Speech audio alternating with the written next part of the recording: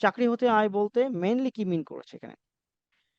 যদি এমন হয় শর্ট কোশ্চেন আকারে আসে, অথবা চাকরি হতে আয় এবং চাকরি হতে আয়ের বিয়োজন সমূহ, এই বিষয়গুলো আসে বিস্তারিত প্রশ্ন, তাহলে পুরোটা লিখবেন। আর যদি না আসে, শুধু যদি এমন হয় যে চাকরি হতে আয় বলতে কি মিন করে, তাহলে এই পয়েন্টটা লিখলেই চলবে।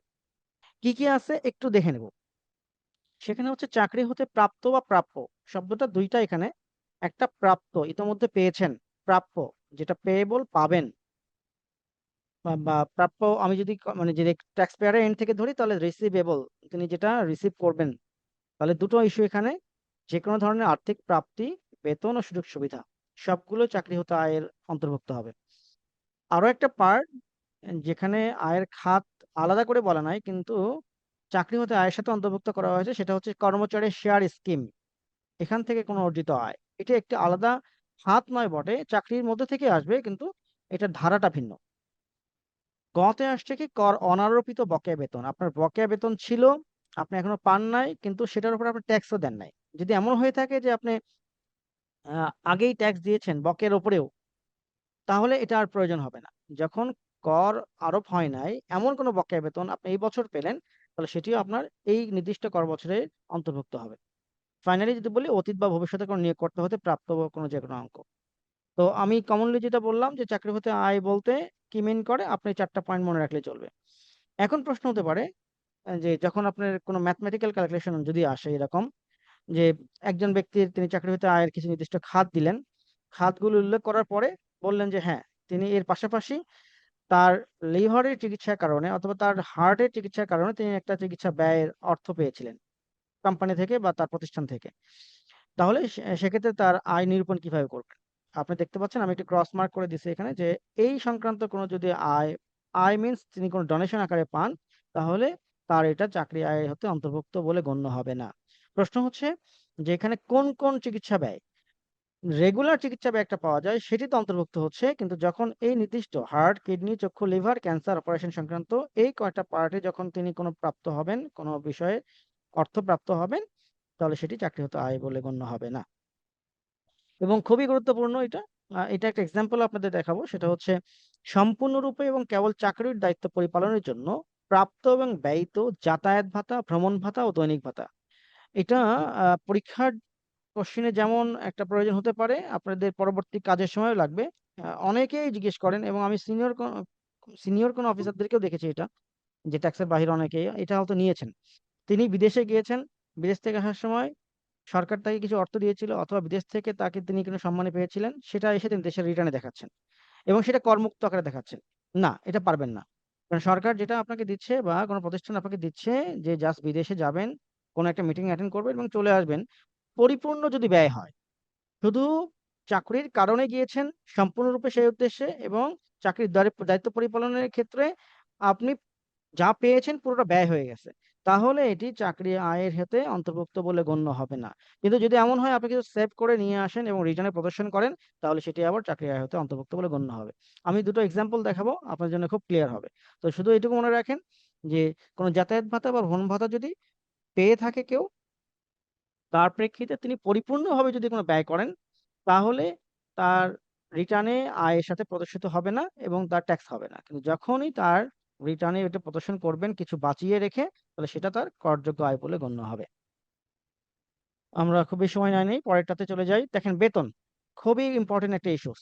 আপনার এইটা শর্ট কোশ্চিন, আপনার হয়তো কালকে যেহেতু আপনি একটা সেশন পেয়েছিলেন, শর্ট কোশ্চিন আকারে, টিকা আকারে বা শর্ট কোশ্চিন আকারে কিছু কোশ্চিন আপনি পাবেন সেকশন 2 থেকে। 2 নাম্বার ধারা থেকে যত, যে কয়টা সাবসেকশন আছে, আমাদের প্রত্যেকটা সাবসেকশনে ইম্পর্টেন্ট, তার মধ্যে থেকে হয়তো নিশ্চয়ই আপনাদেরকে যিনি সেশন নিয়েছিলেন তিনি দাগিয়ে দিয়েছেন। এবং আপনি মনে রাখেন, এখান থেকে প্রশ্ন পাবেনই। এখান থেকে প্রশ্ন 100% আসবে, এবং ধরে রাখেন মিনিমাম 10 মার্কসের কোশ্চেন এখানে পাবেনই আপনি। আমরা দেখতে পাচ্ছি যে সাবসেকশন 2 তে প্রায় 93টা, সেকশন 2 তে 93টা সাবসেকশন আছে। 93টার মধ্যে যে কয়টা তিনি দাগিয়েছিলেন বা ইম্পর্টেন্ট ইস্যু দেখিয়েছেন, আপনি এখান থেকে পাবেন, এটা নিশ্চিতভাবে ধরে রাখেন। এবং আজকের যে সেশনটা আয়ের খাত, এখান থেকে আপনি অবশ্যই অবশ্যই প্রশ্ন পাবেন, এবং এখান থেকে একটা ম্যাথমেটিক্যাল সলিউশনও পেতে পারেন, ম্যাথমেটিক্যাল কোশ্চেন পাবেন, যেটা সলিউশন আপনাকে করতে হবে। সেটা যে কোনো ভাবেই হোক না কেন। হতে পারে যে প্রশ্নের সাথেই একটা অঙ্ক দিয়ে দিলেন, অথবা আলাদা করে অঙ্ক থাকলো, কিন্তু এই 7টা আয়ের খাত থেকে আপনি অঙ্ক পাবেন। যার জন্য আমরা ম্যাথ গুলো আমরা একটু দেখার চেষ্টা করব। তাহলে বেতন আয় বলতে যা বোঝায় এটা অনেকটা বুঝে নিলেই চলবে, বা কেউ যদি একটু মেমোরাইজ করতে পারেন তাহলে তো আরো ভালো। যে বেতন আয় বলতে কি বোঝায়, সেখানে দেখেন মোট এখানে 6-7টা পয়েন্ট বলা আছে।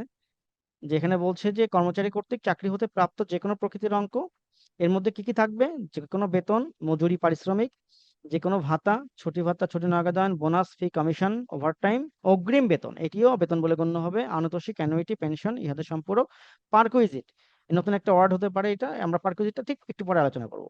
দেন বেতন বা মজুরির পরিবর্তে প্রাপ্তি বা বেতন বা মজুরির অতিরিক্ত প্রাপ্তি। তাহলে এই অংশটাও বেতন বলতে কি বোঝায়, এটিও গুরুত্বপূর্ণ অংশ, এটা আপনি একটা নোট রাখবেন।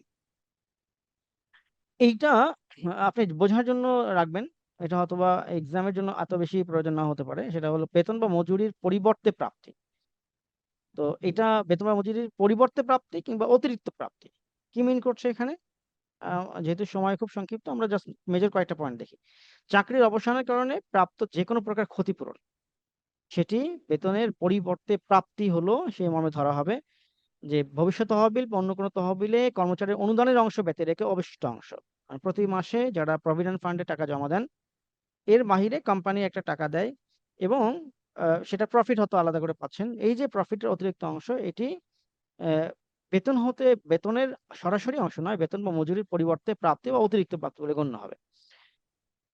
এই দুটো মনে রাখলে চলবে আপাতত। এটা পরীক্ষার জন্য হয়তো খুব বেশি প্রয়োজন না হতে পারে, কিন্তু আগেরটা আপনাকে বেতন বলতে কি বোঝায় এটা আপনি অবশ্যই মেনশন করবেন।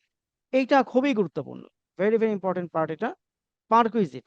এটা আপনি সংজ্ঞাতেও পাবেন, হ্যাঁ, বা আলাদা করে টিকা আকারে বা যে কোনো জায়গাতে পাবেন, এবং এটা ম্যাথমেটিক্যাল ক্যালকুলেশনও আসে। এটা আমি একটু পরেই দেখাবো ম্যাথমেটিক্যাল ক্যালকুলেশনটা কেমন হয়। পারকুইজিট এটা কি শব্দ? যেহেতু ইংরেজি শব্দ নিশ্চয়ই বুঝতেছি, কিন্তু আমাদের আইনেও শব্দটা ইংরেজিতেই বলা আছে পারকুইজিট, বাংলায় লেখা কিন্তু ইংরেজি উচ্চারণে।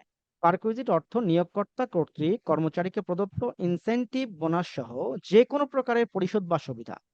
তবে এর সাথে কিছু বিষয় অন্তর্ভুক্ত হবে না। কি হবে না? মূল বেতনকে পার্কুইজিট বলবো না, বকেয়া বেতনকে, অগ্রিম বেতন, উৎসব ভাতা, ছুটি নগদান, ওভারটাইম, এগুলোকে পার্কুইজিট বলে গণ্য করা হবে না। এর বাহিরে যেগুলো পার্কুইজিট, আর কি কি গণ্য হবে না, যে স্বীকৃত ভবিষ্যৎ তহবিল, অনুমোদিত পেনশন তহবিল, অনুমোদিত আনুতোষিক তহবিল ও অনুমোদিত বার্ধক্য তহবিলে প্রদত্ত চাঁদা। এই যে চাঁদা প্রদান করলেন আপনি, এইগুলোকে পার্কুইজিটের মধ্যে অন্তর্ভুক্ত করা হবে না। বাদ বাকি এর অতিরিক্ত যাই পাবো না কেন, সেটিকে আমরা পার্কুইজিট বলে গণ্য করব। তাহলে পার্কুইজিটটা খুবই ইম্পর্টেন্ট পার্ট, আপনি এটা নোট রাখবেন, এটা খুব কাজে লাগবে। এখন আসেন একটা এক্সাম্পল। এবং আমি যখন বলছি যে স্যালারি থেকে যদি কখনো, বা স্যালারি বলতে এখন এমপ্লয়মেন্ট, ইনকাম ফ্রম এমপ্লয়মেন্ট বা চাকরি হতে আয় থেকে যদি প্রশ্ন আসে, তাহলে এই পার্কুইজিটের কোনো না কোনো একটা অংশ আসার সম্ভাবনা থাকে। কি মিন করছে? দেখেন, পার্কুইজিট যদি আপনি অর্থমূল্যে পান, সরাসরি টাকাতে পান, তাহলে তো সেটাকে সরাসরি ধরলেন যে হ্যাঁ, আমার ইনকামের সাথে যোগ হয়ে গেল। কিন্তু যদি অর্থমূল্যে না পান, তাহলে কি হবে? যেমন ধরেন, আপনি একটা কোম্পানিতে জব করেন বা কোনো একটা প্রতিষ্ঠানে জব করেন, সেখানে আপনাকে আপনার ঊর্ধ্বতন কর্তৃপক্ষের বা কোনো এক্সিকিউটিভ লেভেলের কোনো পোস্টিং এ থাকার কারণে আপনি হয়তো প্রতিষ্ঠান থেকে বলা হলো যে ঠিক আছে, হাউজিং ফ্যাসিলিটিসটা আপনাকে দেওয়া হবে, একটা বাসা দেওয়া হবে বা একটা ফ্ল্যাট দেওয়া হবে।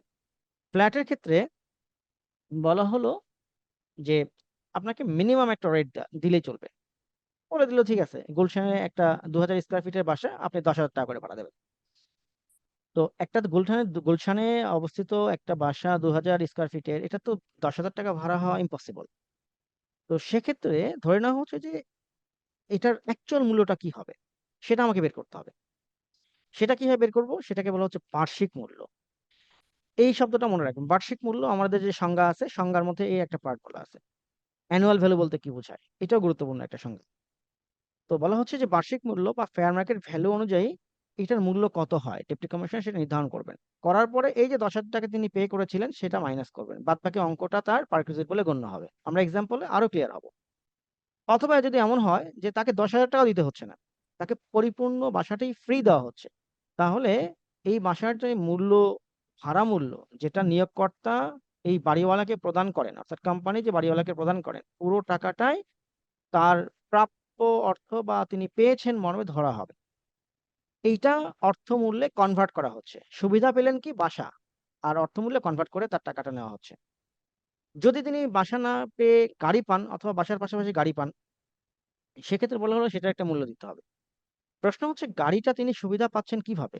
এটা যদি সম্পূর্ণরূপে তার পার্সোনাল ইউজের জন্য হয় তাহলেই কেবল এটা পাবেন। কিন্তু যদি এমন হয় যে পিক অ্যান্ড ড্রপ দেন সার্ভিস, যে সকালবেলা এটা নিয়ে যায়, দুপুরবেলা বিকেলবেলা এসে দিয়ে যায় বা অফিস শেষে দিয়ে যায়, সাথে অন্যান্য স্টাফদেরকেও দিয়ে যায়, এমন যদি হয় রুটের কোনো গাড়ি বা বাস, সেটি এর অন্তর্ভুক্ত নয়। যেটা এক্সক্লুসিভলি সেই এমপ্লয়ির সাথে 24 থাকতে পারে অথবা তার সাথেই অ্যাসাইন করা থাকবে, ইয়ার মার্ক করা থাকবে, সেক্ষেত্রে এই পার্কিউজিটির বিষয় আসবে। কি আসবে? দেখা যাচ্ছে এখানে দুটো সিসি বলা আছে, একটা হলো 2500 সিসি পর্যন্ত একটা গাড়ির রেট, আরেকটা হচ্ছে 2500 সিসির অতিরিক্ত কোনো গাড়ির ক্ষেত্রে। তো এমন যদি হয় আপনাকে 2000 সিসির একটা প্রাইভেট কার দেওয়া হলো, তাহলে ধরে নেওয়া হবে আপনার প্রতি মাসে এই গাড়ি বাবদ 10,000 টাকা সুবিধা পাচ্ছেন। যদিও একটু বেশি সুবিধা পেতে পারেন, কিন্তু আইন বলছে না, এক্ষেত্রে আপনার মিনিমাম 10,000 টাকা ধরা হবে ফিক্সড। যদি 2500 সিসির ওপরে 3500 কোনো সিসির কোনো গাড়ি আপনাকে দেওয়া হলো, একটা পাজেরো জিপ দেওয়া হলো, সেক্ষেত্রে আপনার ধরে নেওয়া হবে যে আপনি আরো 25,000 টাকা বাড়তি সুবিধা পাচ্ছেন। এছাড়া ফাইনালি দেখেন 3 নম্বরে বলা হচ্ছে অন্য কোনো পার্কুইজিট ভাতা বা সুবিধা যেটাই পান না কেন, যদি অর্থমূল্যে পান তাহলে তো অর্থটাই যোগ হলো, আর অর্থমূল্যের বাইরে যদি কিছু পান তাহলে সেটিকে পার্কুইজিট বা ভাতা সুবিধার আর্থিক মূল্য বা ন্যায্য বাজার মূল্য বিবেচনা করতে হবে এবং সেটি আপনার আয়ের সাথে যুক্ত হবে। আমি এটা একটু সময় নিলাম এই কারণে, কারণ এই পার্টে অঙ্ক যদি স্যালারি থেকে অঙ্ক আসে তাহলে ধরে নেবেন যে পার্কুইজিট থেকে একটা সুবিধার অঙ্ক আসবে। কর্মচারী শেয়ার স্কিম, এটি খুব বেশি ইম্পর্টেন্ট ইস্যু না হলেও ছোট করে শুধু জেনে রাখবেন, যদি কখনো এসে যায় তাহলে অত যেন লিখতে পারেন যে এই শেয়ার রেগুলার শেয়ার এক নয়। আপনি কোনো প্রতিষ্ঠানে জব করেন, প্রতিষ্ঠান আপনাকে সেই জবের ক্রাইটেরিয়া অনুযায়ী নির্দিষ্ট সময়ের পরে যদি বলে যে হ্যাঁ তোমাকে কিছু শেয়ার দেওয়া হলো, এটা কিছু টাকা পে করো, অথবা টাকা ছাড়ে তোমাকে দেওয়া হলো। শর্ত কি? শর্ত হচ্ছে সেই কোম্পানি বা সেই প্রতিষ্ঠানে আপনি জব করেন বা করদাতা জব করে, তার জব স্যাটিসফ্যাকশনের কারণে, অথবা তার নির্দিষ্ট চুক্তি শর্ত অনুযায়ী, চুক্তি যে করা ছিল, তার কন্ট্রাক্ট এগ্রিমেন্ট যেটা ছিল তার শর্ত অনুযায়ী নির্দিষ্ট সময় অতিবাহিত করার পরে কোম্পানি তাকে কিছু শেয়ার ইস্যু করতে পারেন। এই শেয়ারটিকে বলা হচ্ছে কর্মচারী শেয়ার স্কিম। এই ভদ্রলোক তিনি কিন্তু ওই কোম্পানির শেয়ার আলাদাভাবে কিনতে পারেন, সেটি তখন কর্মচারী শেয়ার স্কিমের আওতায় নয়। ধরে নেন স্কয়ার ফার্মাসিউটিক্যাল লিমিটেড, সেখানে কেউ জব করে, বলা হলো যেখানে কেউ যদি 5 বছর জব করে তাহলে তাকে 100টা শেয়ার ইস্যু করা হবে এবং তাকে কোনো টাকা দিতে হবে না, ধরে নেন। তাহলে এই শেয়ারটা হবে কর্মচারী শেয়ার স্কিমের আওতায়। কিন্তু তিনি যদি স্কয়ার ফার্মাসিউটিক্যালস এর শেয়ার নিজে নিজেই চাকরি করা অবস্থাতেই নিজে আবার স্টক স্টক মার্কেট থেকে যে কেনেন, তো সেটি কর্মচারী শেয়ার স্কিমের আওতায় আসবে না। তাহলে শর্ত কি এখানে? শর্ত একটাই, যে সেই কোম্পানিতে জব করার কারণে কোম্পানি যদি তার নামে কোনো শেয়ার ইস্যু করে, সেটি কম মূল্যে হোক কিংবা বিনামূল্যে হোক, সেটি হচ্ছে কর্মচারী শেয়ার স্কিম। আমরা জাস্ট এটুকু মনে রাখবো, আমরা দুই একটা এক্সাম্পল দেখবো তাহলে আমরা ক্লিয়ার হবো। যেহেতু সময় আপনাদের 2 ঘন্টা, টপিক অনেকগুলো, আমি একটু দ্রুত মুভ করব। যাদের খুব বেশি কিছু ইম্পর্টেন্ট ইস্যু বাদ পড়বে মনে হয়, আমরা চেষ্টা করব লাস্ট 10 মিনিটস আর 15 মিনিটস আপনাদের সাথে সময় দেওয়ার জন্য। এখন কয়েকটা এক্সাম্পল দেখি, কারণ প্রশ্ন হয়তো মেমোরাইজ করে লেখা যায়, কিন্তু কিছু এক্সাম্পল দেখলে ম্যাথগুলো আপনার সলিউশন করতে সহজ হবে। এক্ষেত্রে একটু বলে রাখি, আপনার ম্যাথমেটিক্যাল সলিউশনের জন্য যেহেতু সময় খুব সংক্ষিপ্ত, যারা দীর্ঘদিন ধরে এর সাথে মানে কাজ করেন কিংবা কোনো রকম ভাবে ইনভলভমেন্ট ছিলেন, তারা তো পারবেন। যারা একেবারে হয়তো নিউ কামার কিংবা নতুন করে প্রিপারেশন নিচ্ছেন, তাদের ক্ষেত্রে বলবো দুটো টপিক, আপনি পরিপত্র এবং নির্দেশিকার ম্যাথগুলো করে ফেলবেন। পরিপত্র এবং নির্দেশিকার ম্যাথগুলো করলেই দেখা যাবে যে আপনার মোস্ট অফ দ্য ম্যাথস আপনি একটা রিকভার করতে পারবেন। এক্সামে যেগুলো কোশ্চেন আসে সেগুলোতে আপনি হয়তো বা একটা ভালো রেট, ভালো মার্কস এটা পেতে পারবেন। তো কমন কিছু এক্সাম্পল যেটা অনেক সময় ভুল হয়, আমরা হয়তো কয়েকটা এক্সাম্পল দেখবো যে যাতে করে আমরা আরো শানিত হই, পরবর্তী এক্সামে ভালো করতে পারি। দেখেন, একজন ভদ্র মহিলা মিস দৌলত আক্তার, তিনি কোন একটা আয় বর্ষে তার নিয়োগকর্তার নিকট হতে যাতায়াত ভাতা, ভ্রমণ ভাতা ও দৈনিক ভাতা হিসেবে মোট 3,60,000 টাকা পেলেন। আমি যেটা যাতায়াত ভাতার কথা প্রথমে বলেছিলাম, যে এটা কিভাবে ক্যালকুলেশন করবেন। দেখা যাচ্ছে তিনি পেলেন কত? 3,60,000। তিনি খরচ করেছেন কত? 2,50,000। এবং বলা হচ্ছে বাকি 1,10,000 টাকা তিনি খরচ করেননি, কিংবা তিনি কাজ শেষ করে এসে তার কোম্পানিকে বা তার প্রতিষ্ঠানকে ফেরতও দেননি। তাহলে এই 1,10,000 টাকা এটার ট্রিটমেন্ট কি হবে? এটা একটা অঙ্ক যে শুধু এইটুকু অংশ দিয়ে শেষ হবে সেটা এমন না। এটা হয়তো অনেকগুলো পয়েন্টের সাথে এটা একটা পয়েন্ট থাকতে পারে। তাহলে বলা হচ্ছে এক্সাম্পলের সলিউশন কি? যে এক্ষেত্রে উক্ত 1,10,000 টাকা প্রযোজ্য কর বর্ষে মিস মালার চাকরি হতে আয় হিসেবে পরিগণিত হবে। আমার ধারণা যে আগে যেটা আমি থিওরিটিক্যাল পার্ট বলেছিলাম, এখন আপনি খুব ক্লিয়ার হলেন। এখানে আরেকটা পার্ট দেখেন, যে জনাব ইসলাম একটি ফার্মে চাকরি করেন। তিনি প্রতিদিন ফার্মের গাড়িতে যাতায়াত করেন। এই গাড়িতে তার অন্যান্য সহকর্মীগণও যাতায়াত করেন। এর বাইরে তিনি অন্য কোনো গাড়ির সুবিধা পান না। এই গাড়ির বিষয়টা কেন আসলো? আমরা পারকুইজিট ইউজ করতে চাই।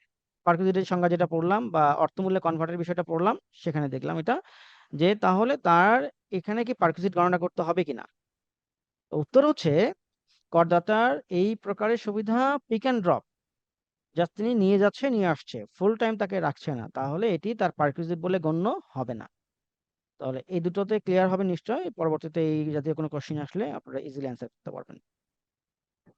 এখানে কর্মচারী শেয়ার স্কিম, যেহেতু আমি খুব বেশি সময় নেইনি, এখানে শুধু একটা এক্সাম্পল দিলে আপনারা ক্লিয়ার হবেন। কর্মচারী শেয়ার স্কিমের ক্ষেত্রে দুটো ঘটনা ঘটে। একটা ঘটনা ঘটে হচ্ছে চাকরি হতে আয়ের সাথে সম্পৃক্ত, আরেকটা হচ্ছে মূলধনী আয়ের সাথে সম্পৃক্ত। শেয়ার বেসিক্যালি এটা ট্রেড মার্কেটের ইস্যু। তো এটা যখন মূলধনী আয় আমরা দেখব, তখন আমরা পাবো মূলত, তো যারা পরীক্ষা দেবেন তারা নিশ্চয়ই শেয়ার মার্কেটের সাথে হয়তো আহ, খোঁজ খবর রাখেন, কিংবা এই সংক্রান্ত বিষয়গুলো জানেন। তো শেয়ারের যে বিনিয়োগ, এই বিনিয়োগ থেকে যদি কোনো প্রাপ্ত অর্থ বা লাভ হয়, সেটিকে আমরা কোন ধরনের আয় হিসেবে ট্রিট করব? মূলধনী আয় হিসেবে ট্রিট করব। তো কর্মচারী শেয়ার স্কিমের বিষয় যখন আসে, তখন ঘটনা ঘটে দুইটা। একটা কি বলছি, যে তার চাকরি হতে আয়ের সাথে সম্পৃক্ত, আরেকটা হচ্ছে মূলধনী আয়ের সাথে সম্পৃক্ত। উদাহরণটা দেখি। মাহির হোসেন একজন কর্মচারী। তিনি যে কোম্পানিতে জব করেন, সে কোম্পানিতে জব করার কারণে নির্ধারিত শর্ত পূরণ সাপেক্ষে বা সময় সাপেক্ষে তাকে 100টা শেয়ার দেওয়া হয়েছে। শেয়ারের ফেস ভ্যালু কত ছিল? 10 টাকা। কিন্তু যখন সে শেয়ারটা তিনি পান, তখন সে শেয়ারের মার্কেট প্রাইস বা ফেয়ার মার্কেট ভ্যালু হচ্ছে কত? 1,000 টাকা। নিশ্চয়ই ফেস ভ্যালু এবং মার্কেট প্রাইস বা ফেয়ার মার্কেট ভ্যালু এটা আপনারা জানেন, যে একেবারে শেয়ার যখন ছাড়া হয় তখন যে মূল্যটা, সেটা মূলত 10 টাকায় শুরু হয়, তারপরে বাড়তে থাকে বা কমতে থাকে। তো এই মূল্য বাড়তে বাড়তে যখন মাহির হোসেনকে শেয়ারটা দেওয়া হয়, 100টা শেয়ার, তখন এর ন্যায্য বাজার মূল্য ছিল 1,000 টাকা করে পার শেয়ার। কিন্তু জনাব মাহির হোসেন তিনি 100টা শেয়ার প্রাপ্তির জন্য কোম্পানিকে দিয়েছেন কত টাকা? 40,000 টাকা। মেনলি 100টা শেয়ার গুণন 1,000 যদি করতেন, তাহলে কত টাকা হতো? 1,00,000 টাকা। কিন্তু তিনি দিলেন কত? 40,000 টাকা। এই হলো প্রশ্ন। তাহলে বলা হচ্ছে এখানে, এখানে কর্মচারী শেয়ার স্কিমের আওতায় তিনি চাকরি হতে আয় কতটুকু যোগ হবে? তাহলে এক্সাম্পলটা উদাহরণ দেখিয়ে হবে, মানে উদাহরণের সলিউশনটা দেখিয়ে হবে, উক্ত ব্যয় ব্যতীত অন্য কোনো প্রকারের পরিশোধ জনাব হোসেনকে করতে হয়নি, অর্থাৎ শুধু 40,000 টাকা পে করতে হয়েছে। প্রতি শেয়ারের ন্যায্য বাজার মূল্য 1,000 টাকা হিসেবে 100টা শেয়ার, তাহলে 1,00,000 টাকা। সেখান থেকে তিনি দিয়েছেন মেনলি 40,000 টাকা। তাহলে অতিরিক্ত যে 60,000 টাকা, এই 60,000 টাকা তার বেতন হতে আয় বা চাকরি হতে আয়ের সাথে অন্তর্ভুক্ত হবে। আমার ধারণা আপনারা নিশ্চয়ই এটা বুঝতে পারছেন, যে টাকা তিনি দিয়েছেন 40,000, দেবার কথা ছিল 1,00,000। যেহেতু তাকে 60,000 টাকা দিতে হলো না, তার মানে কোম্পানি তাকে এটা অফার করলো, কোম্পানি তাকে এটা বেনিফিট দিল। এই বিষয়টা এখানে বলা হচ্ছে, যে তাতে করে তার শেয়ারের মূল্য যোগফল করে যেটা হবে, সেখান থেকে তিনি যত টাকা খরচ করলেন, অতিরিক্ত অংশটা তার চাকরি হতে আয় বলে গণ্য হবে। এবার প্রশ্ন হচ্ছে, এই শেয়ারটা তিনি রাখতেও পারেন একটা নির্দিষ্ট সময় পর্যন্ত, অথবা তিনি বিক্রি করে দিতে পারেন তাৎক্ষণিকভাবে। যদি পরবর্তীতে এই 100টা শেয়ার তিনি বিক্রি করতে চান, এবং দেখা যাচ্ছে সে তখন দাম পড়ে গেছে 1,50,000, 15,000 টাকা করে পার শেয়ার, সরি 1,500 টাকা হতো এখানে মেনলি। আমরা যদি একটু ইয়ে করে ফেলি, 1,500 টাকা যা আগে তিনি নিলেন, একটু আমি এখানে ঠিক করে ফেলি তার।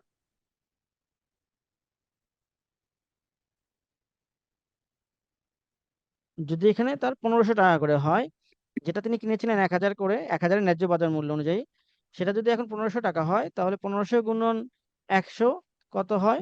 1.5 লাখ টাকা। তাহলে তিনি আগে যেহেতু 40,000 টাকা ব্যয় করেছেন, 40-এর মধ্যে থেকে পেয়েছিলেন 1 লাখ টাকার জিনিস, তাহলে 60,000 টাকা তার চাকরি এসে যোগ হবে। আর এখন এই 1.5 লাখ থেকে 1 লাখ বিয়োগ করলে তার অতিরিক্ত 50,000 টাকা, এই টাকাটা তার হবে মূলধনী আয়। তার মানে এখানে ঘটনা কয়টা ঘটলো? দুইটা। একটা হলো চাকরি হতে আয়, আর একটা হচ্ছে তার মূলধনী আয়। প্রথম অংশটা আসলো চাকরি হতে 60,000 টাকা, আর মূলধনী আকারে আসলো তার 50,000 টাকা। আমরা যদি এই এই সংক্রান্ত কোনো ইস্যু থাকে, আমরা সেশন শেষে আমরা আবার কোনো কোয়ারি নেব। এটিকে আমরা আর তেমন কিছু না নেই, আমরা পরবর্তীতে চলে যাই। এখানে এক দেখেন, এটা হচ্ছে আমরা যে পার্কুইজিটের কথা বললাম। পার্কুইজিটের ওখানে কোনো একজন আহ, ভদ্রমহিলা, তিনি বাংলাদেশী নন, এমন কোনো ব্যক্তি, অনিবাসী ব্যক্তি, বাংলাদেশী নন এমন কোনো একজন অনিবাসী ব্যক্তি, তিনি একটা মাল্টিন্যাশনাল কোম্পানিতে চাকরি করেন, বাংলাদেশে তিনি আসছেন। এবং আপনারা নিশ্চয়ই জানেন এটা, যে নিবাসী এবং অনিবাসী বলতে কি বোঝায়। যেহেতু তিনি অনিবাসী, যার জন্য বলাই হচ্ছে বাংলাদেশে তিনি 183 দিনের কম সময়কাল অবস্থান করেছেন। এই যে 183 দিনের কম সময়কাল অবস্থান করলেন, এই সময়ে বলা হচ্ছে তিনি এভারেজ 6 মাস ছিলেন, 3 দিন কম ছিলেন, 318 দিন, 180 দিন ছিলেন। এবং চাকরি হতে তিনি কিছু প্রাপ্তি হয়েছে তার বেতন বাবদ। কি কি পেয়েছিলেন? যে মূল বেতন তিনি পেয়েছেন 2 লাখ টাকা পার মান্থ। চাকরি করেছেন কয়দিন? 6 মাস। তাহলে পার মান্থ যদি 2 লাখ টাকা হয়, তাহলে 6 মাসে 6 দুগুণে 12 লাখ, 12 লাখ টাকা তিনি পেয়েছেন মূল বেতন আকারে।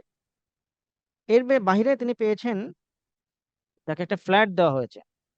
মাল্টিন্যাশনাল কোম্পানি জব করেন, কোনো এক্সিকিউটিভ লেভেলে ছিলেন, তাকে একটা ফ্ল্যাট দেওয়া হয়েছে।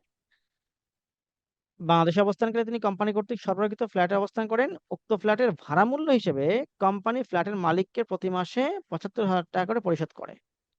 তাহলে এখানে মিস সুরাইয়া হোসেনকে কোনো টাকা দিতে হয় নাই। টাকাটা কে দিয়েছে? কোম্পানি দিয়েছে। কত টাকা করে? 75,000 টাকা করে। কয় মাসের টাকা? 6 মাসের টাকা। তাহলে 6 × 75,000, এটা তিনি পেয়েছেন 6 মাসের জন্য। আরো কি পেয়েছেন? তিনি কোম্পানি থেকে একটা গাড়ি পেয়েছিলেন, ফুল টাইম। কত সিসির গাড়ি? 2750 সিসির গাড়ি। তাহলে আমরা পার্কিজিটি কি পড়েছিলাম, যে 2500 সিসি পর্যন্ত কোনো গাড়ি যদি পান, তাহলে ধরে নেওয়া হবে তিনি 10,000 টাকার কোনো বেনিফিট পাচ্ছেন। আর যদি 2500 সিসির কোনো বেশি গাড়ি তার সুবিধা পান, সেক্ষেত্রে ধরে নেওয়া হবে তিনি 25,000 টাকা পার মান্থ সুবিধা পাচ্ছেন। তাহলে এখানে যেহেতু তিনি 2750 সিসির গাড়ি ব্যবহার করছেন, তাহলে ধরে নেওয়া হচ্ছে এখানে অর্থমূল্যে কনভার্ট করে 25,000 টাকা পার মান্থ, 25,000 গুণন 6 মাস। এরপর বলা হচ্ছে দুটো বিষয়। 5 লক্ষ টাকা তালিকাভুক্ত কোম্পানি, মানে লিস্টেড কোম্পানি ক7 PLC এর শেয়ারে বিনিয়োগ করেন। তাহলে প্রথম তিনটা কি হলো? তিনি পেলেন। আর ঘতে এসে কি বলছে? তিনি বিনিয়োগ করছেন। এটা এই জন্য গুলিয়ে ফেলা যাবে না। তাহলে প্রথম তিনটা হচ্ছে তার প্রাপ্তি, তিনি টাকা পেয়েছেন।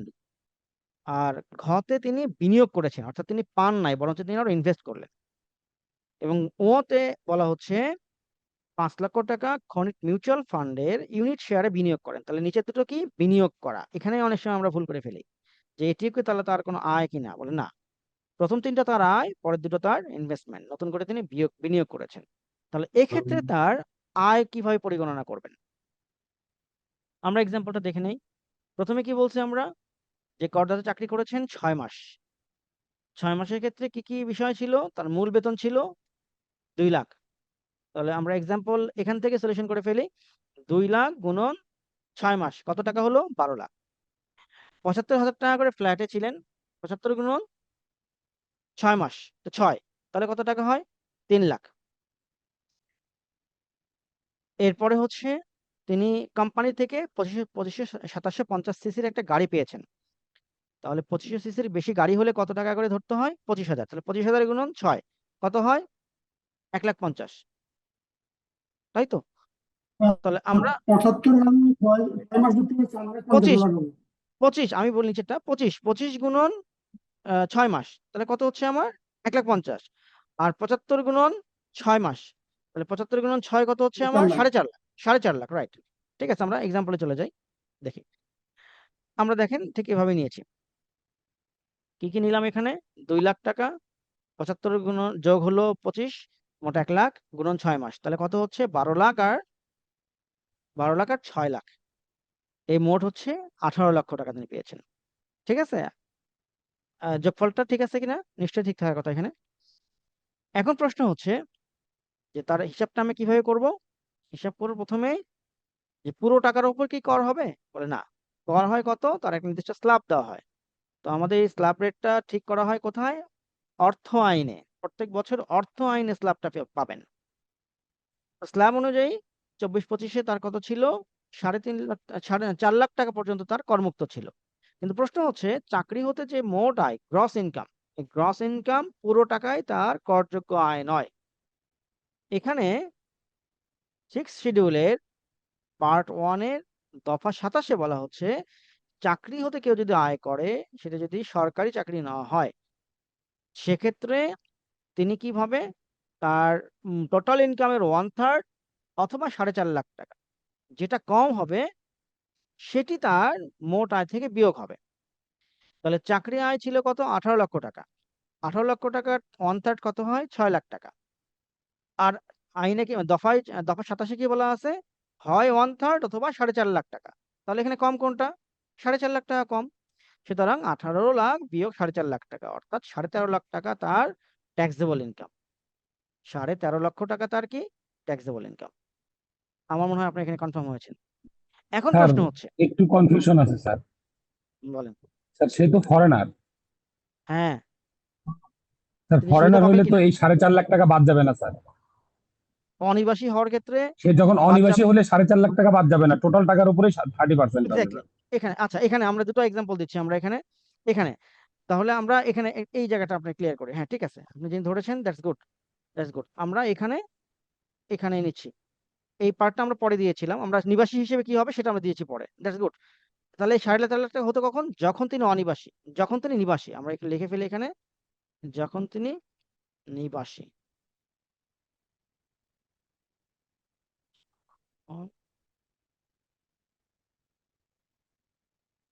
তিনি নিবাসী।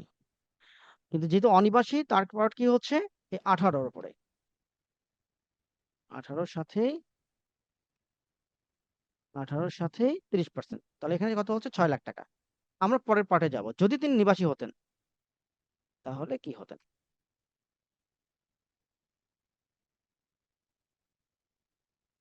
যেহেতু করদাতা বা নিবাসী নন, এই যে অনিবাসী ব্যক্তি, তাই তিনি ধারা 78 অনুযায়ী বিনিয়োগজনিত সাধারণ কোনো রেয়াতও পাবেন না।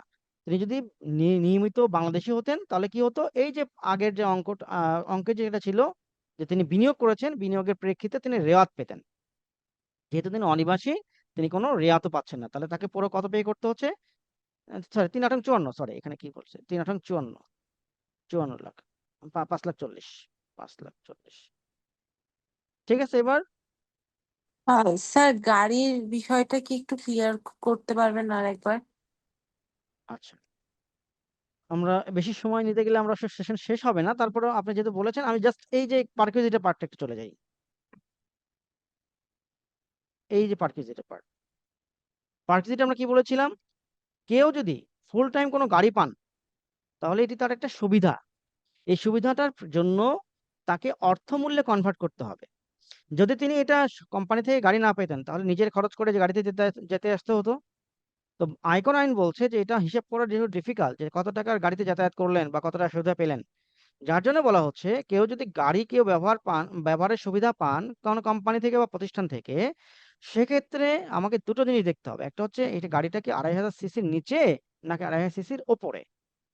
তো এই ভদ্রমহিলা তিনি যেহেতু 2500 সিসির ওপরে গাড়ি ব্যবহার করতেন, যার কারণে বলা হচ্ছে তিনি, ধরে নেওয়া হচ্ছে তিনি এখানে 25,000 টাকা 25,000 টাকা জি স্যার, অর্থমূল্য এবার সুবিধা বুঝতে পেলেন। পেরেছি।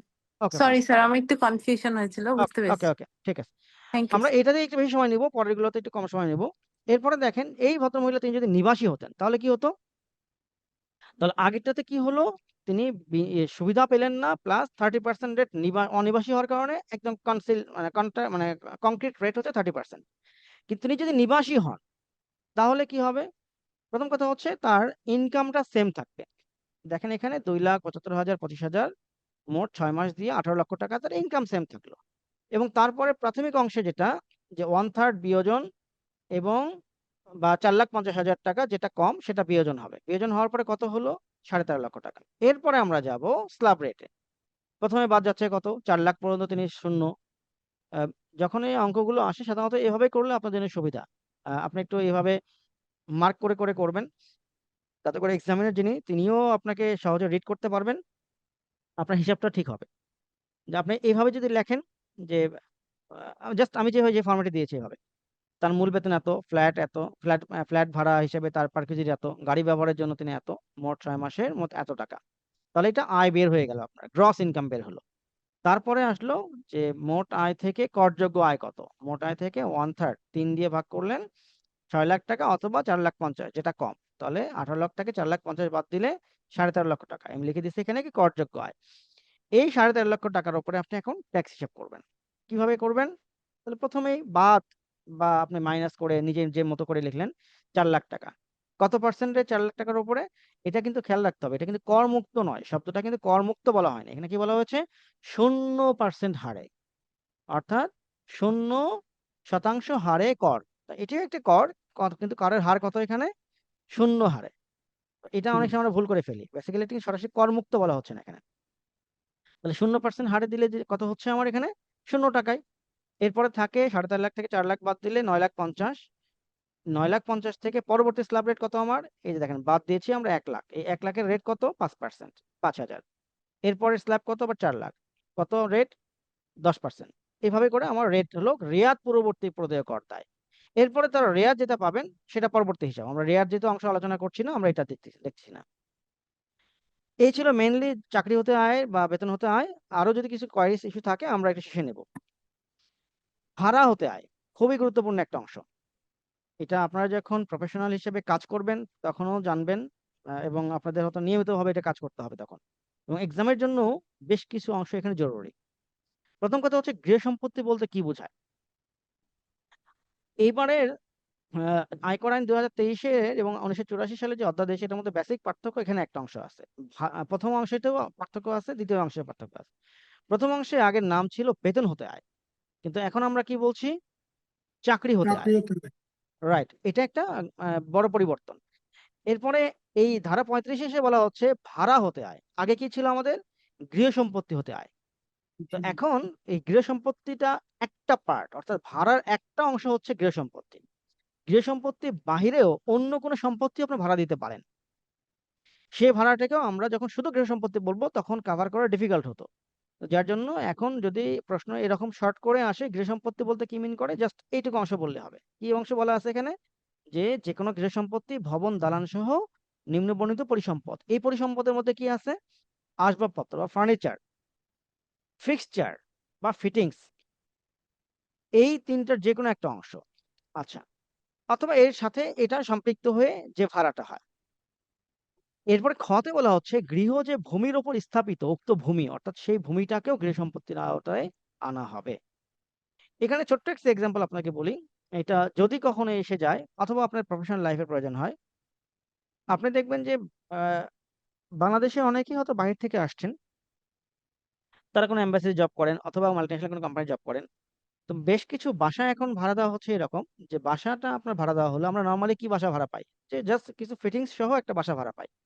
কিন্তু যদি এমন হয় তিনি আসছেন হয়তো 6 মাসের জন্য, তিনি কোনো ফার্নিচার কিনবেন না, সেক্ষেত্রে কিছু বাসা আছে এরকম যে ফুল ফার্নিচার সহ তাকে ভাড়া দেওয়া হলো, এবং তার এগ্রিমেন্ট করা হলো এরকম যে তিনি বাসা ভাড়া দিতে হবে তাকে 50,000 টাকা পার মান্থ।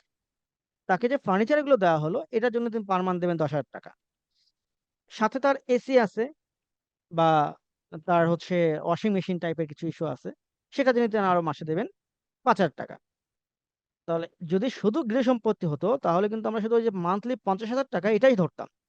কিন্তু এর সাথে যেহেতু আসবাবপত্র, ফিক্সচার ও ফিটিংসও যোগ হচ্ছে, যার জন্য তার যখন গৃহ সম্পত্তি ভাড়া আমি ক্যালকুলেট করব, তখন কি করতে হবে, এই যে 50,000 গৃহ সম্পত্তি, 10,000 তার ফার্নিচার বাবদ এবং 5,000 টাকা তার এসি বাবদ, এই টোটাল 65,000 টাকায় তার গৃহ সম্পত্তি বলে গণ্য হবে। আমি আর বেশি কিছু এখানে সময় না নেই, জাস্ট এটুকু মনে রাখলে চলবে যে ভাড়া মিন্স আসবাবপত্র, ফিক্সচার বা ফিটিংস সব সহই ভাড়া। এখানে এর আগে যেটা হতো, ভাড়া হতে আয় ক্যালকুলেশনের জন্য নিজেরা একটা শুধু তত্ত্বীয় বিষয়টা জেনে আমাকে হিসাব করতে হতো, কিন্তু আয়কর আইন 23-এর ক্ষেত্রে বিশেষ সুবিধা হচ্ছে আপনি কিছু সূত্র পাবেন, কিছু ফর্মুলা পাবেন, জাস্ট এই ফর্মুলাটা মনে রাখলেই চলবে। তো শুধু সংখ্যাগুলো বসিয়ে দেবেন, আপনার ম্যাথটা হয়ে যাবে। ফর্মুলা কি দেখেন, খ প্লাস গ প্লাস ঘ প্লাস ও উইদিন ব্র্যাকেট ক্লোজ বিয়োগ চ। আমরা জাস্ট খ গ ঘ ঘ ঘ ও খ গ ঘ ও এই চারটা হচ্ছে যে কোনো ধরনের প্রাপ্তি।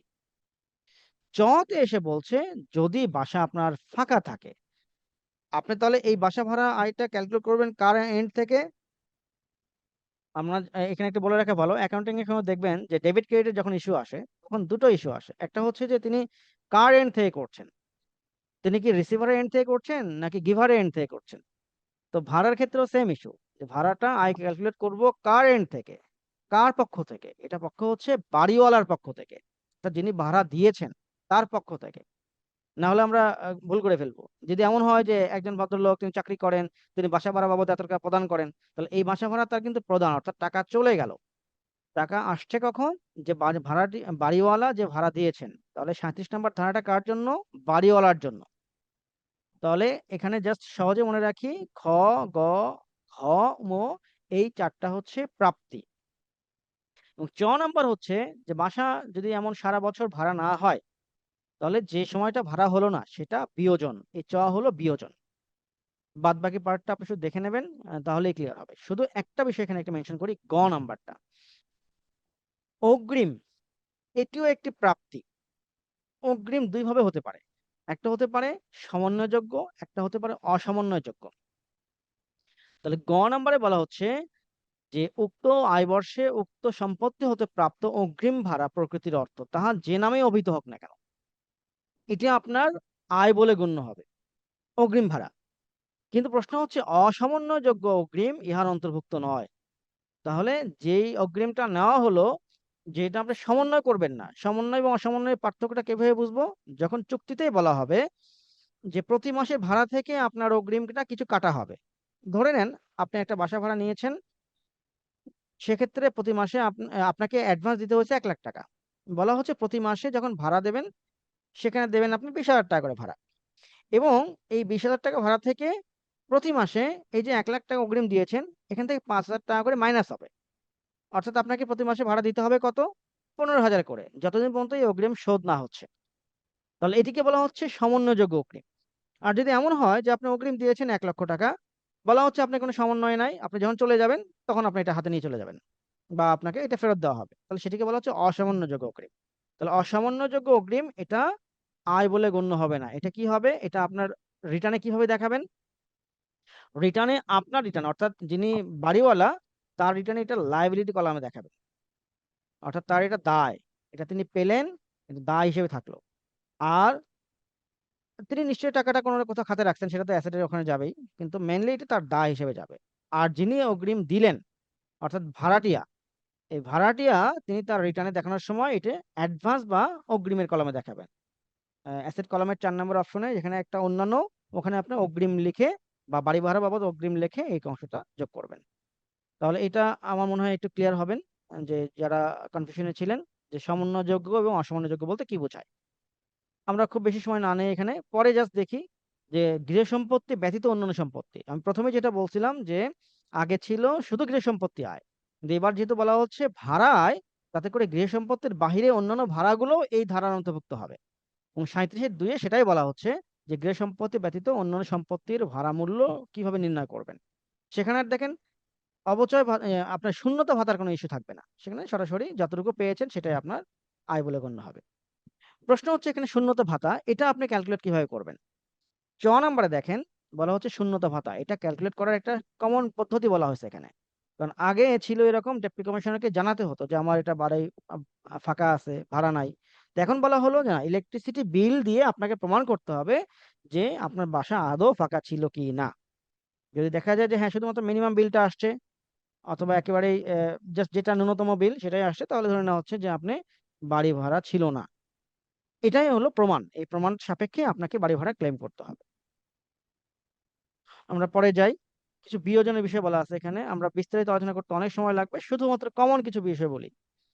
এবং এটা ম্যাথমেটিক্স এর ইস্যুতে আপনার এটা প্রয়োজন হবে, আমরা একটা এক্সাম্পল দেখবো, সেক্ষেত্রে আরো ক্লিয়ার হবো। আপনি বেশ কিছু, এই যে বাড়িওয়ালা যেহেতু আপনি বাড়ি ভাড়া থেকে আয় পাচ্ছেন, সেক্ষেত্রে পুরোটাই আপনার আয়ের সাথে যুক্ত হবে না। যেহেতু আপনি একটা নিবাসী, তাহলে চাকরিতে যেরকম 1/3 বা 4.5 লাখ টাকা বিয়োগ হয়েছে আপনার, এখানেও আপনি কিছু বিয়োগ করতে পারবেন। কি পারবেন? যদি আপনি বাড়িওয়ালা, আপনি বাড়িটা ভাড়া দিয়েছেন অথবা আপনি কোনো একটা দোকান ভাড়া দিয়েছেন, কোথায়? বসুন্ধরাতে আপনার দোকান একটা পারচেস করা আছে, সেখানে আপনার দোকানটা অন্য কাউকে ভাড়া দিয়েছেন, বা কোনো একটা মার্কেটে আপনার একটা দোকান আছে বা নিজস্ব মার্কেট আছে, সেই নিজস্ব মার্কেটে দোকানটা আপনার ভাড়া দিয়েছেন। তাহলে সেই দোকান ভাড়া যেটা পাবেন, সেই ভাড়া থেকে কমনলি আপনি একটা বিয়োগ করবেন। কি বিয়োগ করবেন? যে মেরামত, ভাড়া সংগ্রহ, পানি ও পয় নিষ্কাশন, বিদ্যুৎ, রক্ষণাবেক্ষণ, বিভিন্ন মৌলিক সেবা সংক্রান্ত ব্যয়ের জন্য একটা আপনি ভাড়া বিয়োগ, মানে ভাড়া থেকে একটা অংশ বিয়োগ করবেন। এটা হচ্ছে আপনার একটা করযোগ্য আয় বের করার ফর্মুলা। কি বলা হচ্ছে এখানে? যদি কমার্শিয়াল স্পেস হয়, সেখানে যে ভাড়া পাবেন সেই ভাড়া থেকে 30% বাদ দেবেন। এবং যদি এটা রেসিডেন্সিয়াল ভাড়া, কোনো বিল্ডিং হয়, অর্থাৎ বাসায় লোকজন থাকে, বাসা থাকে, তাহলে সেটিকে ভাড়া দেবেন, বাদ দেবেন কত? 25%। এটি আপনি বিয়োগ করতে পারবেন। আমরা একটা এক্সাম্পল দেখি, আরো ক্লিয়ার হবে। বিশেষ ভাড়া আমরা কিছু গেলাম না। দেখেন এখানে যে জনাব ওসমান সাহেবের একটা দোতলা আবাসিক ভবন আছে। তিনি তার একটা তলা তিনি ব্যবহার করেন, অন্যটি প্রতি মাসে 50,000 টাকায় ভাড়া দেন।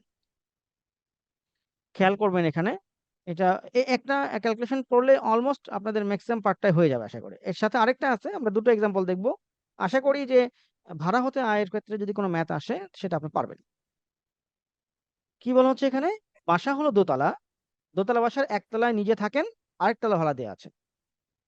ভাড়া দিয়েছেন সেটা, কিন্তু মাসে ভাড়া কত পান? 50,000 টাকা করে পান। এবং ভাড়া গ্রহীতা ব্যাংক ট্রান্সফারের মাধ্যমে জনাব ওসমানের ব্যাংক হিসেবে ভাড়া প্রদান করেন, তার মানে তিনি কমপ্লাই করছেন।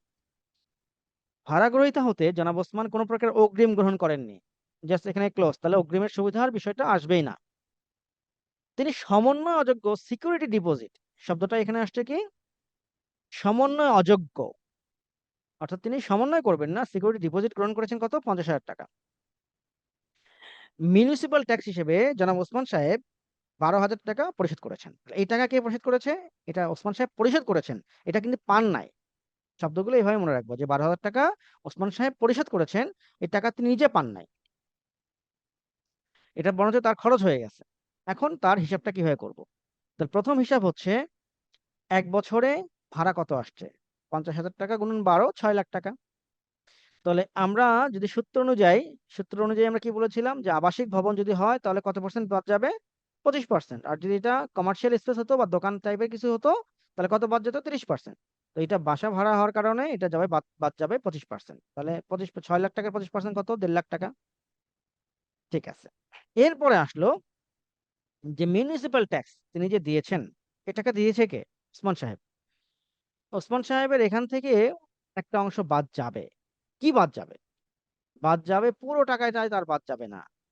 যে দেখতে হবে তিনি একতলায় নিজে থাকেন, একতলায় ভাড়া দেওয়া। তাহলে 12,000 টাকা তিনি যে পরিশোধ করেছেন, তার মানে এই যে 12,000 টাকার অর্ধেক অংশ, 6,000 টাকা তিনি তার করযোগ্য আয় থেকে বাদ দিতে পারবেন। এটি আমার আগের ফর্মুলাতে বলা আছে, যার কারণে আমরা কমনলি বুঝলাম কয়টা ইস্যু? 3টা ইস্যু।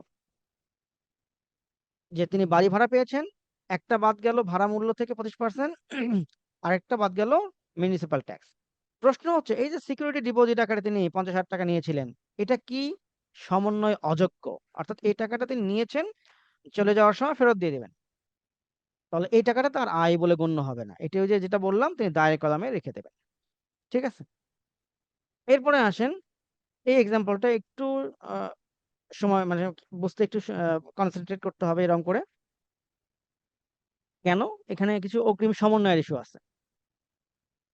দেখেন এখানে কি বলছে, যে গুলশান এলাকায় মির্জা ইসলাম একটা 3 তলা আবাসিক বাড়ি আছে। ওই বাড়ির নিচতলায় তিনি থাকেন, আর 2 এবং 3 তলা ভাড়া দেওয়া। তাহলে দ্বিতীয় এবং তৃতীয় তলা ভাড়া থেকে তিনি মাসিক কত পান? বলা হচ্ছে যে আবাসিক ভাড়া ব্যবহারের জন্য সংশ্লিষ্ট আয় বর্ষের জুলাই মাস থেকে মাসিক 60,000 টাকায় ভাড়া দিয়েছেন। এবং সমন্বয়যোগ্য অগ্রিম হিসেবে, শব্দটা আসছে, আগেরটা ছিল সমন্বয় অযোগ্য, এবার আসছে কি? সমন্বয় যোগ্য। অগ্রিম হিসেবে ভাড়া দিয়েছেন, ভাড়া অগ্রিম হিসেবে দুজন ভাড়াটিয়ার নিকট হতে 8 লাখ টাকা গ্রহণ করেছেন। দুজনের কাছ থেকে 8 লাখ টাকা গ্রহণ করেছেন। তার মধ্যে 2,40,000 টাকা অর্থাৎ 20,000 টাকা করে 12 মাস তিনি সারা বছরে সমন্বয় করেছেন। ভাড়া পাচ্ছেন তিনি 60,000 টাকা করে, কিন্তু 60,000 টাকা থেকে ওই 20,000 টাকা করে তিনি মাইনাস করছেন, সমন্বয় করছেন। এছাড়া কি বলা হচ্ছে, তিনি প্রত্যেক ভাড়াটিয়া হতে নিরাপত্তা জামানত বাবদ 10 লাখ টাকা গ্রহণ করেছেন। ওকে। তিনি ভাড়ার সাথে পৌরকর বাবদ 24,000 টাকা পে করেছেন, এটা তিনি পরিশোধ করছেন। ভূমির খাজনা বাবদ 900 টাকা পরিশোধ করছেন। গৃহ নির্মাণ ঋণের ব্যাংক ইন্টারেস্ট বাবদ 30,000 টাকা পরিশোধ করছেন। তাহলে এক্ষেত্রে তার আয় কি হবে? যারা একেবারে একটু প্রফেশনালি, যারা একেবারে নতুন যারা আসছেন, তারা ক্ষেত্রে হয়তো একটু সময় লাগতে পারে। যারা আগে থেকে আসেন বা এর সাথে ইনভলভ আছেন, তারা খুব বিষয়টা ক্লিয়ার হবেন। যেজন্য একটু কনসেন্ট্রেট করে আবার এক্সাম্পলের সলিউশনে যাই। যে মাসিক ভাড়া 6,000 টাকা করে 12 মাস, কয়টা বাসা? 2টা বাসা। তাহলে কি বলা হচ্ছে এখানে? 60,000 12 মাস গুণন 2, মোট তাহলে কত টাকা হলো এখানে? 14,40,000 টাকা। ঠিক আছে, এটা তিনি বাড়ি ভাড়া পেলেন। তো এটা যেহেতু বাড়ি সংক্রান্ত ভাড়া, তাহলে এটা বিয়োজন কত হবে? এবার আমরা বাদে আসি। বিয়োজন হবে 25%। যদি এটা দোকান হতো তাহলে কত হতো? 30। তাহলে 25% গেলে কত হচ্ছে? 3,60,000 টাকা তিনি বাড়ি ভাড়া মেরামত বাবদ তিনি পেস্ট করতে হচ্ছে, মানে এখান থেকে তিনি বিয়োজন করতে পারছেন। এরপরে প্রশ্ন হলো, তিনি কিছু খরচ করেছেন। কি খরচ? পৌর কর দিয়েছেন। আগেরটা কি মনে আছে? যে আগেরটা তিনি পৌর কর দিয়েছিলেন 12,000 টাকা, যেহেতু বিল্ডিং ছিল দোতলা, একতলা নিজে থাকেন আর একতলায় যে ভাড়া দেওয়া ছিল, তাহলে সেখানে হারাহারি ভাবে কত বিয়োজন করতে পেরেছেন? 50%। তাহলে এখানে যেহেতু ভাড়াটিয়া 2 জন এবং করদাতা নিজে একজন, তাহলে এখানে বাদ যাবে কত? 1/3, অর্থাৎ 3 দিয়ে ভাগ হবে। তাহলে 24,000 টাকা পরিশোধ করলেও আপনি এখান থেকে বিয়োজন করতে পারছে কত? 16,000 টাকা। 24/3 8, 8 দোকানে 16,000 টাকা তিনি বাদ দিতে পারবেন। ভূমি রাজস্ব বা ল্যান্ড রেভিনিউ, এখান থেকেও তার বাদ দেওয়ার সুযোগ হবে। কত? একই রকম, 900 টাকা থেকে 3 দিয়ে ভাগ করবেন। 3 শব্দটা কেন বুঝতে পারছেন? কারণ 3 হচ্ছে 3 তলা বাড়ি, তার মধ্যে নিজে একতলায় থাকেন। তাহলে একতলায় যে বাড়ি ভাড়ার যে পৌর কর, সেটা তো তাকে নিজে পে করতে হবে, এবং সেটা তার যাবে কোথায়? তার পারিবারিক খরচ থেকে বিয়োজন হবে। কিন্তু এখানে তার ভাড়াটিয়া যেহেতু থাকেন, এবং যার কারণে এখানে হারাহারি ভাবে বিয়োজন করতে পারবেন। তাহলে 1/3 বাদ দিলে 600 টাকা এখানে যাচ্ছে। এরপরে গৃহ নির্মাণ ঋণের সুদ, সেম ইস্যু। ঋণের সুদ তাকে দিতে হয়েছে কত? 30,000 টাকা। একই রকম, তিনি এখানে 1/3 বাদ দিয়ে বিয়োজন করতে পারছেন, তাহলে 20,000 টাকা। তাহলে তিনি টোটাল বাদ যাচ্ছে কত? 3,96,600 টাকা। এক্ষেত্রে তাহলে গৃহ সম্পত্তি নিট আয় 10,43,400 টাকা। এটা আয়ের অংশ শেষ হয়ে গেল। প্রশ্ন হচ্ছে এখন, তার তো এই যে অগ্রিম নিয়েছিলেন, অগ্রিম নিয়েছেন কত টাকা? অগ্রিম নিয়েছেন 8 লক্ষ, ভাড়া 2 জন ভাড়াটিয়া হতে 8 লক্ষ টাকা নিয়েছেন অগ্রিম, এবং সিকিউরিটি ডিপোজিট হিসেবে নিয়েছেন তার 10 লক্ষ টাকা। 10 লক্ষ টাকা করে প্রত্যেকের কাছ থেকে। এই টাকাটা তার তো রিটার্নে প্রদর্শন করা আছে, তাহলে সেটার এখন ক্যালকুলেশন কিভাবে হবে সেটা এখন দেখি। রিটার্নের অ্যাসেট এবং লায়াবিলিটি কলামে এটাকে হিসেব বের করতে হবে। এটি আপনার যদি এমন আসে যে হ্যাঁ, এটা রিটার্নের অ্যাসেট সম্পদ বিবরণীতে প্রতিফলন কি হবে সেটা সহ লিখুন, তাহলে এই অংশে আসবেন। আর যদি সম্পদ বিবরণী প্রতিফলনের অংশ না আসে, তাহলে আগের অংশ বললেই শেষ।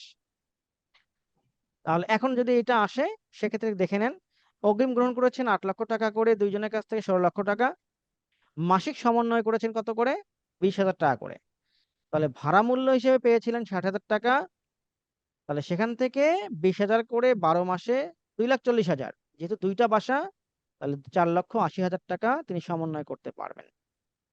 আর অসমন্বয়কৃত অঙ্ক এই যে 11,20,000 টাকা, এটা তার রিটার্নে রয়ে যাবে। নিরাপত্তা জামানত, এটাকে আমরা কি বলেছিলাম? যেটা তার অসমন্বয়যোগ্য। তিনি জাস্ট সিকিউরিটি ডিপোজিট রেখেছেন, তিনি সমন্বয় করবেন না, চলে যাওয়ার সময় ফেরত দিয়ে দেবেন।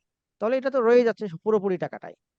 তাহলে যেটা তার প্রথম কলামে ছিল 18 লক্ষ টাকা, সেটা 18 না, 16 লক্ষ 36 লক্ষ টাকা, অর্থাৎ 8 8 16 এবং 10 10 20, এই 36 লক্ষ টাকার জায়গায় এবার তার সম্পদ বিবরণীতে থাকবে কত? 31,20,000 টাকার ইফেক্ট থাকবে। এটা প্রাথমিক যারা, তাদের ক্ষেত্রে মনে রাখার খুব বেশি প্রয়োজন নাই। যারা একটু আহ, এটার সাথে ইনভলভ আছেন তারা হয়তো জানবেন, তাদের জন্য এটা দেওয়া। কিন্তু আগেরটা মনে রাখবেন যে আপনার হিসাবটা করতে হবে ঠিক এই ফরম্যাটে। প্রয়োজনে একটা স্ক্রিনশট দিয়ে রেখে দিতে পারে, আপনি হয়তো পরবর্তীতে আবার দেখে নিতে পারবেন।